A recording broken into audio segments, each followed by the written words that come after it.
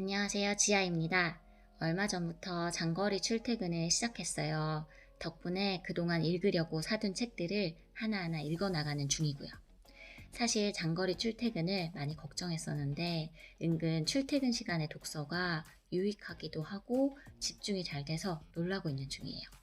이번 주에 출퇴근 시간을 이용해서 2020년대 자영업 뉴 패러다임에 대비하라 라는 제목의 책을 읽었어요. 자영업자분들이나 자영업을 준비하시는 분들께 도움이 될 만한 책이라 간단히 소개해 드리려고요. 책에 대해서는 간략하게 소개해 드릴 테니 자세한 내용이 궁금하신 분들은 꼭 한번 시간을 내서 읽어보시길 추천드려요. 저는 이 책을 읽다가 책 속의 한 구절 때문에 장사할 때의 에피소드도 하나 떠올랐어요. 마지막에 그때의 이야기도 잠시 해보려고요.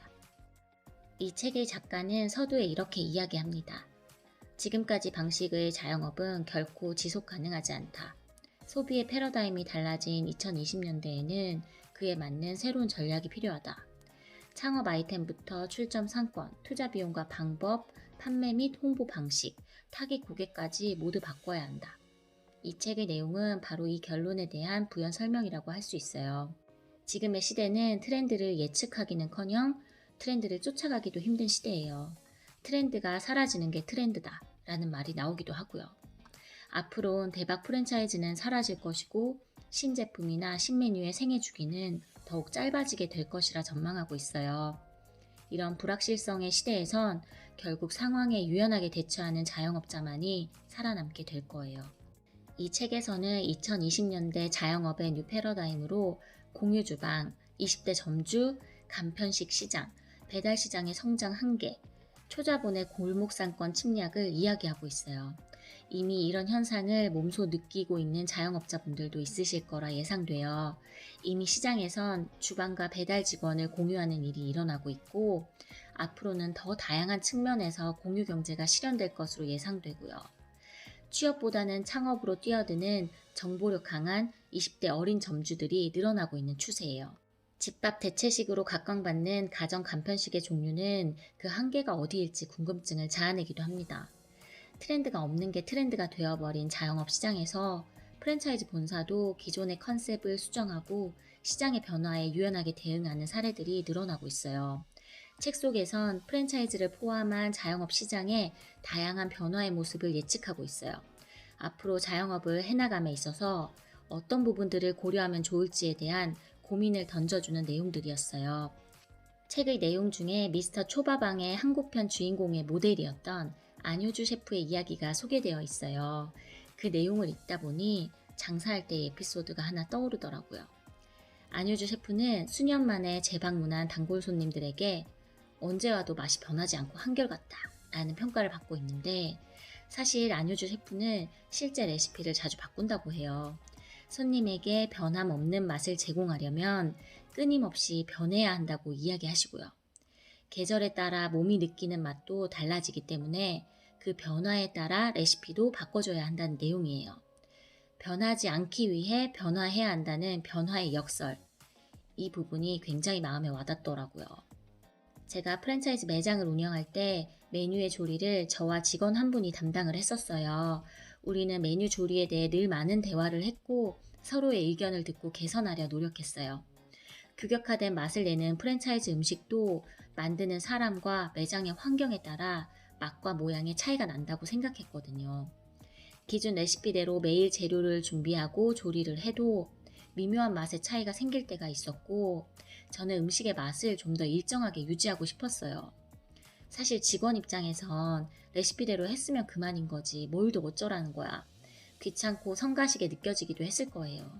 사실 레시피를 준수해서 조리를 하는 것으로 일정한 결과가 나와야 하는 게 맞아요. 하지만 음식의 조리는 원재료부터 환경, 조리하는 사람까지 많은 변수의 영향을 받아 만들어지기 때문에 똑같은 방식으로 만들었다고 해서 똑같은 맛이 나진 않더라고요. 매일 바쁘고 빠듯하게 움직이는 작은 가게에서 그런 차이를 느끼고 조리에 반영하는 것이 쉬운 일은 아니에요. 하지만 음식을 만드는 사람은 레시피를 준수하는 것과 더불어 메뉴에 대한 이해와 관심, 조리에 대한 전문성과 자신감을 가져야 해요.